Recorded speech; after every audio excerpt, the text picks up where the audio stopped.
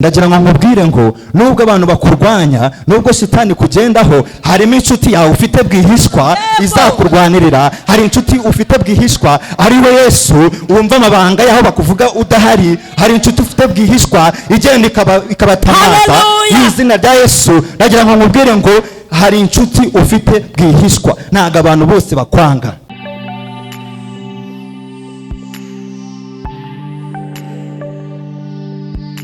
Turacyakomeje kumva ijambo ry'Imana.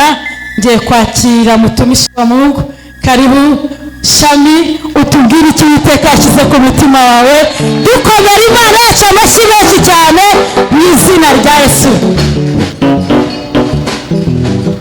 Haleluya. Kaduhereze icyubahiro.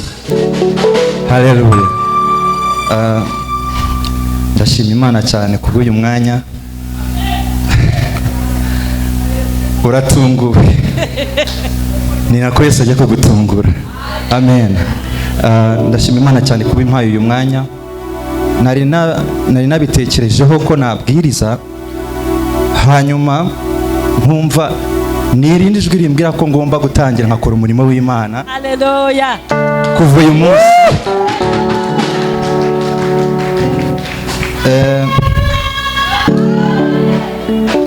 Kubw'ibyo, iyo upanga gukorera Imana, shitani nawe aba ari gupanga uburyo azakurwanyiriza muri uwo murimo ugiye gutangira. Mu by'ukuri naje hano meze neza. Mwabonye yuko nakomeje gusohoka. Ijambo nubwo nabonye umwanya wo kuritegura muri uko kuvuga ngo ndaza kubwiriza, numvaga ngomba kubwiriza, ariko ikintu ndibuze kubwiriza ntacyo mfite muri njyewe. Noneho nicara hariya ndavuga ngo reka ngire nzane Bibiliya, hanyuma ndarebamo icyo umwuka ari buze kumfasha muri Bibiliya n'icyo ndibuze kuvuga. Hanyuma ntangira kumva simeze neza muri njyewe.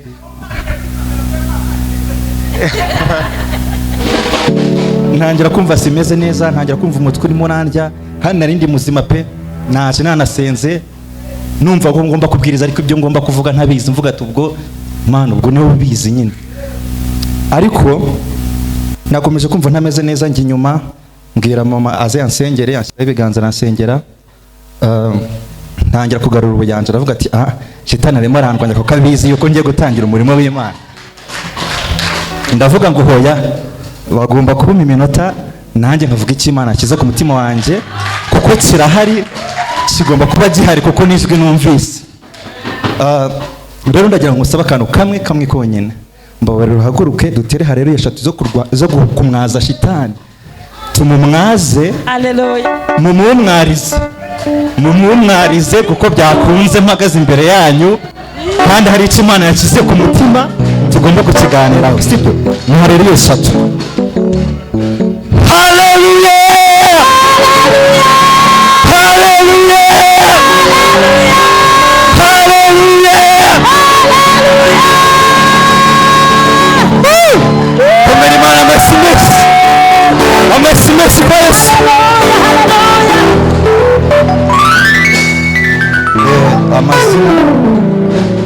Amazina yanjye ni amazina 3. Nitwa Tuyishime Shami Martin. Ku butanzi nkorera umurimo w'Imana hano ku musozi w'ibyiringiro. Ni itorero ryanjye nkunda, ndarikunda. Ibindi ndacyari umusore, ubwo nyine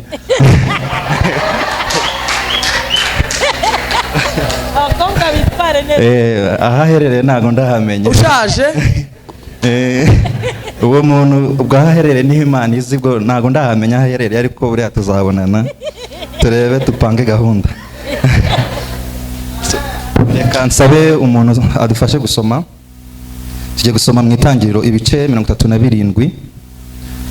Arasoma ku murongo wa 9 ageze ku wa 11. Araza kongera asome ahandi hantu, ariko reka tubanze aho ngaho kugira ngo kumve ko Imana ivuga. Itangiriro bice 37 umurongo w'9. Reka tuhasome mu izina rya Yesu. Uragenda gake kugira ngo turi mu murongo w'icyenda yego. yongera kurota izindi nzozi. Yongera kugira gute? Kurota izindi nzozi. Harimo ijambo hano ngo yongera, bivuge ngo yari yanarose n'undi bwa mbere, sibyo? Amena. Reka mbabwize ukuri, nurota ikintu bwa mbere ukongera ukagisubira kandi icyo kintu gitekerezaho cyane, kuko uvuga ati iki kintu ndose inshuro ya kangahe, izi nzozi zisobanuye iki, izi nzozi hari ikintu zivuze.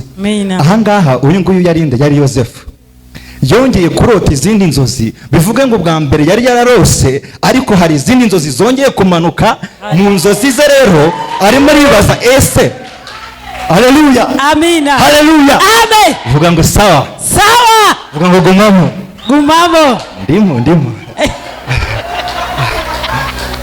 haleluya. Yongera kurota izindi nzozi, komeza. Yongera kurota izindi nzozi, azirotorera bene Sati. Nongeye kurota izindi nzozi. Yongeye kurota izindi nzozi ngo izuba n'ukwezi n'inyenyeri 11, ngo mbonye izuba n'inyenyeri 11 binyikubise imbere. Yongera kurota izindi nzozi. Yongera kurota izindi nzozi, azirotorera bene Sati. Nongeye kurota izindi nzozi. Ngo izuba n'ukwezi n'inyenyeri 11 binyikubise imbere.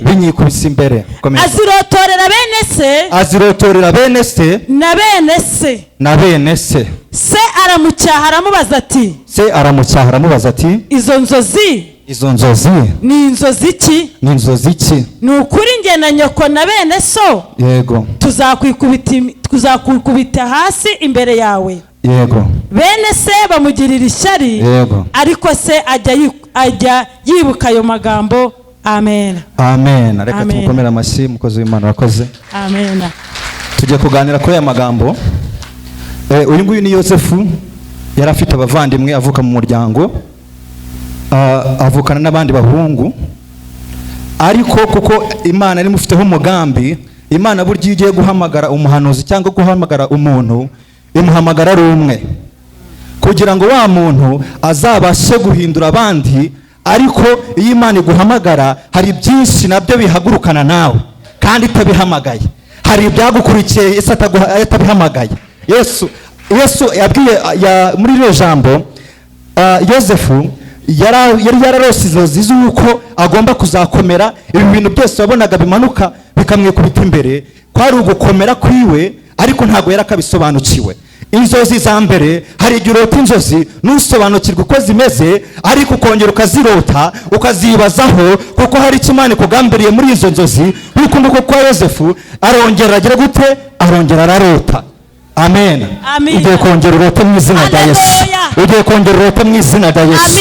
Ugiye kongera ubone umugisha mu izina rya Yesu. Haleluya. Amen. Arangije azibwira ngo bene se batangira kumwibazaho. Umuntu iyo amaze kumenya indoto zawe, atangira kukwibazaho, agahindura isura yasekaga. Ukibwira kuri kubwira mugenzi wawe ikintu cyiza, ukumva yagufasha gushima, ariko mu mutima watangira kumenya ngo ubu si nguyu nawe agiye kumbwira yuko ari we muntu uzavamo umuntu ukomeye, umuntu twirirwa dusangira kabisi n'agahiye hano, ubu si umuntu urambwira ngo azayobora. Noneho bene se kuko bavukanaga kandi bari bamuzi, atari n'umwana wa mbere, byibuze ngarana barusha gukundwa n'umubyeyi, baravuga se izo nzozi warose ni nyabaki. Niyo mpamvu bahagurukiye kumurwanya. Ariko ndagira ngo nkubwire ngo nibakurwanye vuba vuba, umugambi w'Imana ukuriho, umugambi ukomeye, umugambi w'Imana ukuriho urahambaye. Yesu azakugeza kure. Yesu yatumye inzozi za mbere, akazana iza kabiri, akazana inzozi kugira ngo abantu bose bazimenye. Niba uzagushoboza akakugeza ku nzozi zitavuga ngo haleluya. Arazibabwira n'umubyeyi wabo yari ari kumwe nabo, kugira ngo yumve ibyo umwana yarose. Azibwira bene se, ndetse azibwira na bene se. Bivuga ngo yazibwiye abo bavukana, azibwira n'abandi bari ku ruhande y'umuryango, ariko bo mu muryango wabo. Bivuga ngo icyo gihe azi kurotora izo nzozi, bari bahari bateranye kugira ngo bumve izo nzozi se ni inzozi nyabaki. Hanyuma aricara arababwira ngo ibyo ngibyo Bibiliya yavuze ngo yabose ngo kwiyeza n'izuba ngo n'inyenyeri 11 ubimwubara bikamwikubita imbere. ariko kuko umubyeyi wiwe yari umunyamwuka, umubyeyi wiwe akabasha kuba yarotora inzozi, aravuga ati se ushatse kuvuga yuko tuzakubarara imbere, uzatuyobora, ushatse kuvuga yuko Imana iri kumwe nawe, ushatse kuvuga yuko izo nzozi zigaragaza yuko uri umuntu udasanzwe mu muryango. Hanyuma bene se babikubita mu matwi, barabyumva, batangira kumurakarira, batangira kumva yuko se yaba ashaka kuzatonesha uyu mwana Yosefu. Hanyuma arangije arababwira hano ku murongo wa cumi, azurotorera se na bene se aramucyaha, aramubaza ati izo nzozi ni nzozi ki? Ni ukuri njye na nyoko na bene so tuzaza tukwikubite hasi imbere yawe. Bene se bamugirira ishyari, ariko se ajya yibuka ayo magambo. Se yari abizi yuko uyu mwana agiye kuba umuntu ukomeye. Ndagira ngo asimbuke adusomere umurongo wa 21 kuri icyo gice nyine, hanyuma ageze kuri 27. Yego, mwihangane ntago ntinda. Urasoma 21 wongere ugende ukomeze ugere kuri 27. Yego.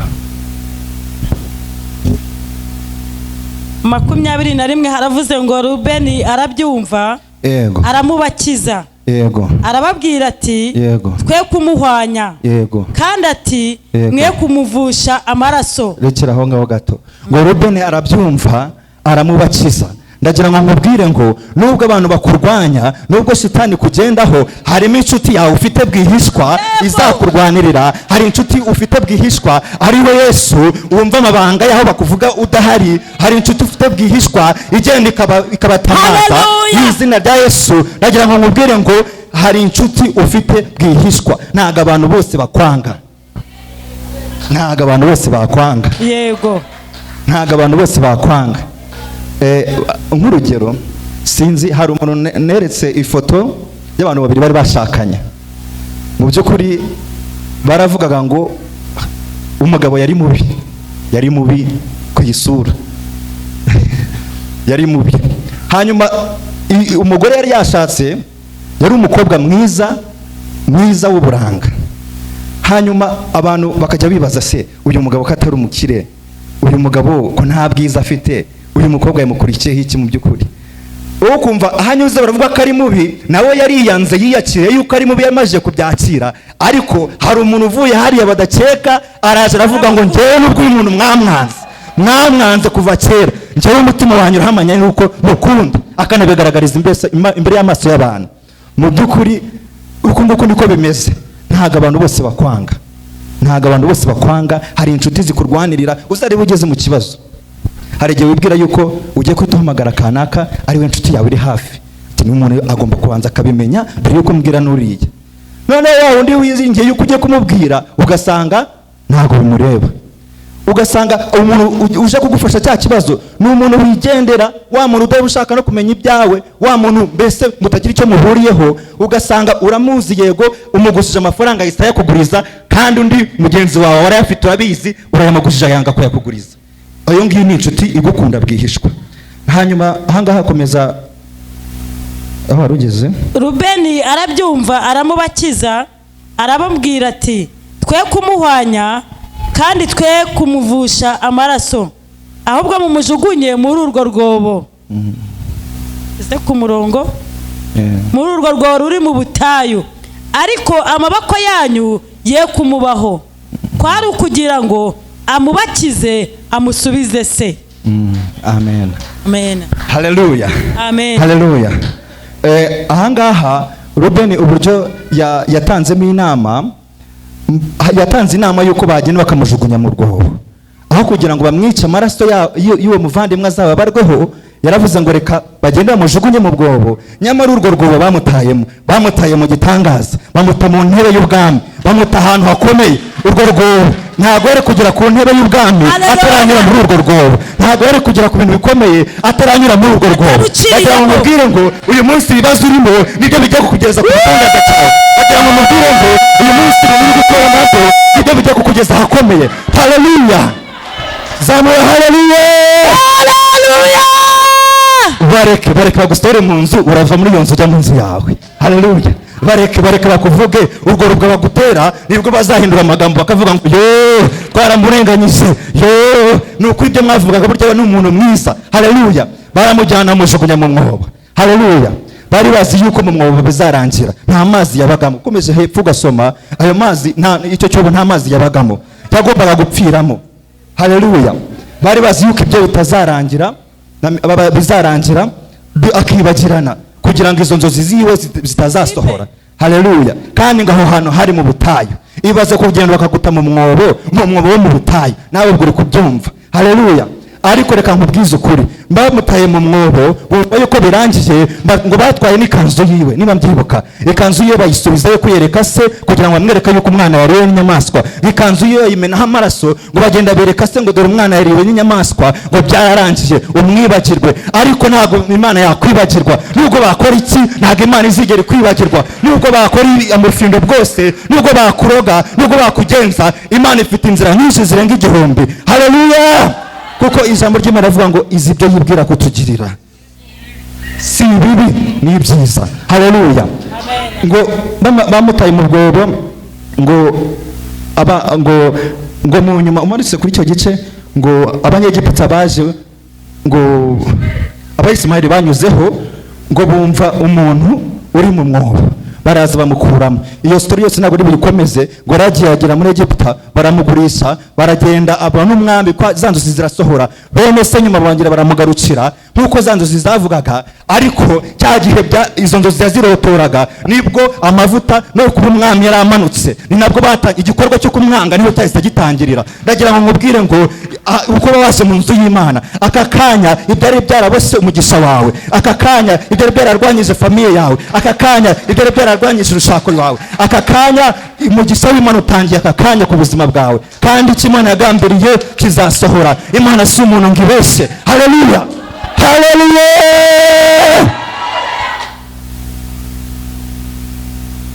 Nubwo amarembo y'ikuzimu yazugukuka, haleluya, umugambi w'Imana kuri wowe ntabwo uzayobara.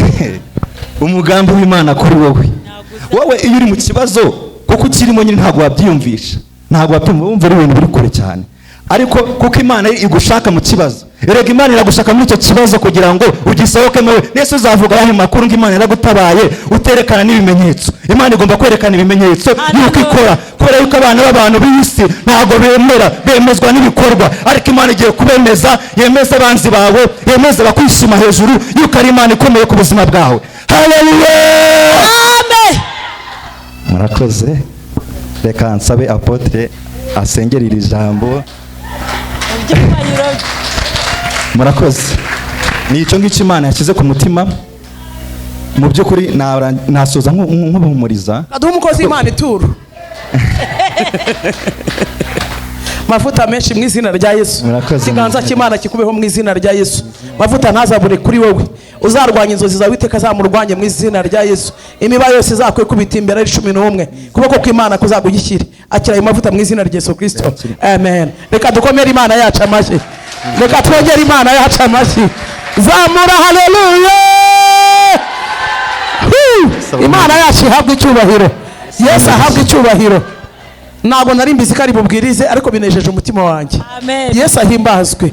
Haleluya. Ngo arongera ararota, arongera. Yesu ahabwe icyubahiro. Ngo amaze kongera kurota, Yesu ashimwe cyane.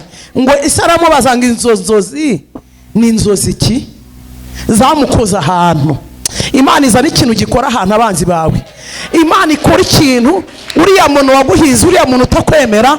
Erega Imana nayo hari ikintu Imana yakora riga bakakwemera, ariko ntabwo gihari kweri. Ariko ntabwo Imana ikizi ikintu cyangwa ngo Imana ni ikizi buriya. Haleluya. Mureke twe gusenga mu Kigali, ibintu byose turimo gutengera byinshi by'akavuyo tunabireke. Imana nikora ikintu cyangombwa, we abantu baturanye bazaburana uburare nurangiza uvuga ngo ufite Imana. We abana b'abandi bazatanga ibice bya minerivare bidakitse, nabaye baba bakiri mu rugo nurangiza ngo ufite Imana. Imana nikora ikintu kimemeza empo entre n'igikore amaso y'abantu abibone kicyo kintu yakikoze. Yesu ahabwe icyubahiro. umuvugabutumwa aravuze ngo baramufashe bamunaga mu cyobo, ngo ariko niho hari intebe y'ubwami. Hari ahantu niho ngo uhereye ituro, hari ahantu ngo mu cyobo ngo bamutaye, ngo niho hari intebe y'iki. Noneho bamujugunya ngo bazi ko icyobo kirimo amazi yuzuye, amanuka agiye kwicara ku ntebe y'ubwami. Iyo nzara urimo ni intebe y'ubwami. Icara neza mu nzara, harimo intebe y'ubwami. Icara neza mu madeni wa, harimo intebe y'ubwami. Amagambo wari urimo harimo intebe y'ubwami. Zamura haleluya. Ngo nimo intebe y'ubwami yari iri. Yesu ahabwe icyubahiro. Ngo baramugenza, bamaze kumuta muri cya cyobo, ngo bamwambura ya kanzu. Iriya kanzu yari ifite ubusobanuro, Isa ajya kuyimugurira akayimwambika. Bariya abana bavaga inda imwe kuri nyina ari babiri. Yesu ahabwe icyubahiro. Iriya kanzu Isa ajya kuyimwambika, ayimugurira ayimwambika, ngo yayatuyeho amagambo ariko atazi ibyo avuga. Iriya noneho ngo yayimwambitse mu maso ya bariya abana bava inda imwe. Noneho Isa yatuye amagambo kuri iriya kanzu, aramubwira ngo nakuguriye agakanzu k'ubwami, arakamwambika. Ngo n'inzozi warose ntabwo ari impfabusa mba ari ikanzu. Abana ngo byanga bikunze bene nyina baravuga bati ibyo ari byo byose bwa bwami buri muri iriya kanzu. Ikanzu rero reka tuyimwambure, niyo ituma dusuzugura. Bayimwambura bakayimukuramo. Reka mabwire, bakuramo ikanzu, ubwami buri muri wowe. Bakuramo izina, ubwami buri muri wowe. Ahubwo Imana isohoza icyo yavuganye nawe mu izina rya Yesu. Tugiye gusenga, haguruka tugiye gusenga Imana. Inzozi zawe abanzi bawe bakiriho zisohore. Twe gusenga mu kavuyo, ariko muri press uvuga ikintu ushaka. Vuga ikintu ushaka. Niba ari umugabo vuga ngo Mana ndashaka umugabo, papa w'abana nzabyara. Niba ari akazi vuga ngo ndashaka gucuruza igiconco. Niba ari bya bindi vuga ngo ndashaka caguwa. Niba ari gukorera leta vuga ngo ndashaka akazi ko muri leta. Vuga ikintu kimwe, ariko ubundi vuga ikintu kimwe. Niba nshaka korotire y'amatafari ya ruriba ni ruriba. Niba nshaka igipangu gishashemo amapave, atari bya bintu byuzuyemo indabo gusa, indabo zisaza, indabo zigira uruhande rumwe, ariko hagira n'ahantu h'amapave bimenyekana ko ari Imana. Ubivuge mu mazina, ariko ubundi ubivuge mu mazina. Tugiye kubwira Yesu, niko umuririmbyi yavuze ngo niburuke kandi uremerewe ngo bibwine nde, bibwire Yesu. Aravuga ngo niwe nshuti nziza kandi ihebuje, ngo nta nindi wabona ihwanye nawe. Mana data wa twese, one tasta bone vono siabo. Haleluya. Uri Imana y'ubushobozi bwinshi, uri Imana y'amasezerano. Mana hari icyo dushaka. Turashaka urusengero rwa etaje ku musozi w'ibyiringiro mu izina rikomeye rya Kristo. Turashaka plan nziza, urusengero rw'abana b'Imana rurimo parikingi hasi, hejuru ari muri church, hejuru hahera hakaba mu mabiro. Mana data wa twise, ngwino ukora igitangaza kigaragarira amaso y'Abanyakigali, kigaragarira amaso ya Afurika, kigaragarira amaso y'u Rwanda, kigaragarira amaso y'isi mu izina rya Yesu. Mana data nyiribihe, ndagusaba imodoka nziza, imodoka idasanzwe mu izina rya Yesu Kristo wa Nazareti. Ndagusaba umugisha ku banyetorero, abagore n'abakobwa bakira umugisha mu izina rya Yesu, abagabo n'abasore bakira umugisha mu izina rya Yesu, abaririmbyi bakira umugisha, abayobozi bakira umugisha. Kiganza cy'Imana kigukorere. Onita bone Steven Esiyabo, ubwami bwawe nibuze. Rengera imfubyi n'abapfakazi, sohoza amasezerano, duhereze umugisha ugaragara. Ibiganza byacu byakira umugisha, abashomeri bakira akazi, abarwayi bakira gukira. Utabazi bw'Imana buboneho, ubusizi bw'Imana bubane nabo, kandi buri muntu wese mubera amaboko n'imbaraga. Urakoze ko dushoboreje amasezerano, urakoze ko turwaniye intambara. Abakira perimi bazakira, abari mu bukode nibakira inzu nziza z'umugisha. Sohora abantu bavane mu bukode, bubakira amazu mu izina rya Yesu. Abana bacu nibakire viza, akira viza mu izina rya Yesu, akira viza mu izina rya Yesu. Mana babera igitangaza n'inshuti n'ibyiringiro, haba ari twe ahubwo habwe icyubahiro. Abiyandikishe muri green card batsinde, abakristo musozi w'ibyiringiro babone viza mu izina rya Yesu, babone viza mu izina rya Yesu, babone viza mu izina rya Yesu. One tamone Steven Osayabo, usohoze rya jambo ryiza wavuganye natwe, usohoze rya jambo ryiza wavuganye natwe. Abatabyara bakira urubyaro, abakobwa n'abahungu mu izina rya Yesu. Ukorera ababyeyi amakwe, abantu bave mu byaha bajijuke, kandi ukora imirimo ikomeye ku bugingo bwacu. Urakoze n'Imana twategereje muri byose mu izina rya Yesu, amen. Wakira icyo usabye Imana ikiguhe mu izina rya Yesu, kandi uzahagarara ahangaha uyishimira kuko ari Imana ibikoze mu izina rya Yesu, amen. Yesu abahe umugisha. Reka twongere Yesu amashyi menshi cyane.